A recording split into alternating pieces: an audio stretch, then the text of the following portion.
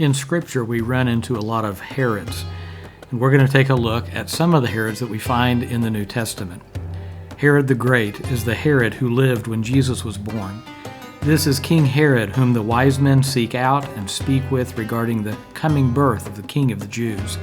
He is also the one who put to death every child 2 years of age or younger, which caused Joseph and Mary to flee to Egypt with the infant Jesus.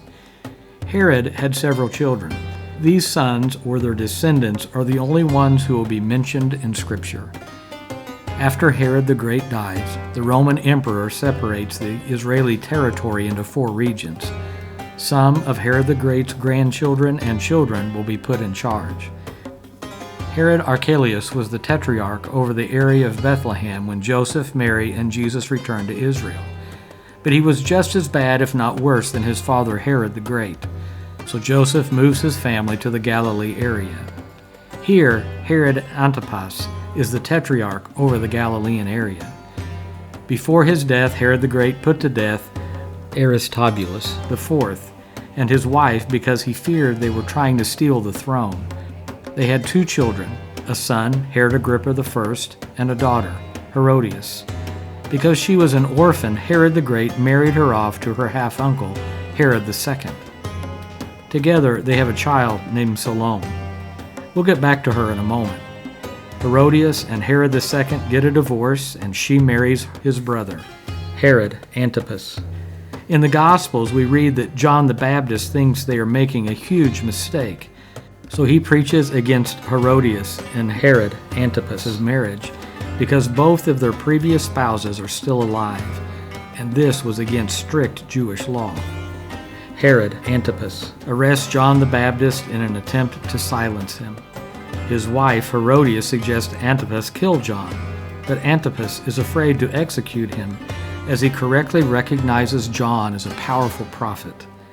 Fast forward a few months. At a party Herod Antipas is throwing, he asks his stepdaughter Salome to dance. When she refuses, he states he will give her up to half of his kingdom if she only dances, and when she finishes, she can ask for anything she wants. Her mother Herodias sees an opportunity and tells Salome to dance for Antipas. Afterwards, Herodias orders her daughter Salome to ask for John the Baptist's head on a platter. Fast forward a year or so. Remember, Herod Antipas is a tetrarch over the Galilean region. On the night Jesus is arrested and put on trial, Herod Antipas will be in Jerusalem for the Passover.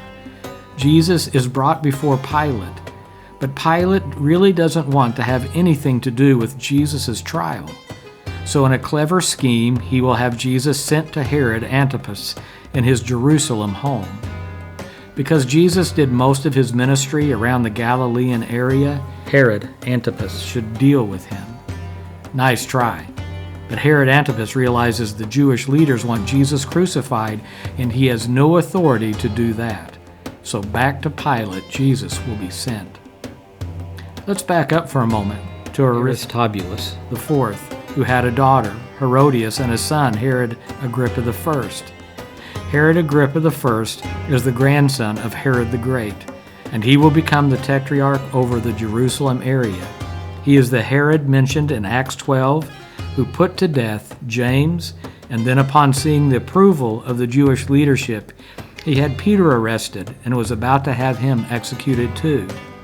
Herod Philip, another son of Herod the Great, or more commonly known simply as Philip the Tetrarch, was put in charge of the area north of Galilee. He rebuilt Caesarea, which is why it's called Caesarea Philippi. And by the way, remember Salome, the infamous dancing princess who helped get John the Baptist executed?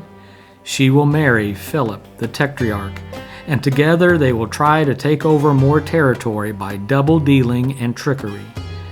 They make the Roman Emperor Caligula upset, and he will send them into exile where no one will ever hear from them again. One last Herod, Herod Agrippa II. Emperor Claudius will make him tetrarch of the Syrian kingdom, which included Jerusalem. Festus, an official in the government who inherited a prisoner by the name of Paul, We'll have Paul stand before Herod Agrippa II in Acts chapter 25. Paul gives an account of his life and his faith in Jesus. But Herod Agrippa II shouts at Paul, "Do you think that in such a short time you can persuade me to become a Christian?" Paul's reply shows the heart of an evangelist. "Short time or long, I pray to God that not only you, but all who are listening to me today may become what I am, except for these chains."